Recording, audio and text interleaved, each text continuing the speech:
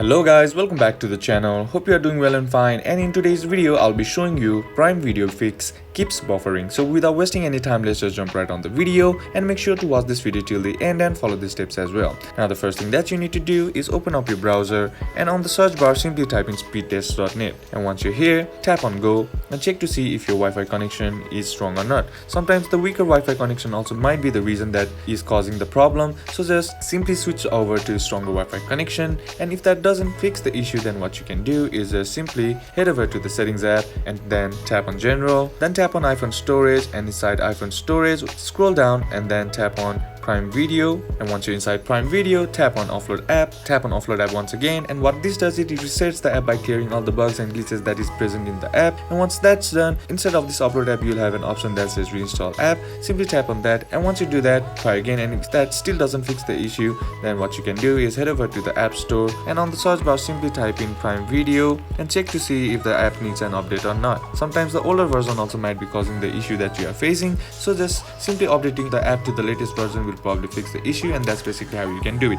And that's it for today's video guys. Hope this video was useful to you. Leave a like if it did, comment down below what the next video should be on, consider subscribing to the channel. Thank you for watching. Bye bye.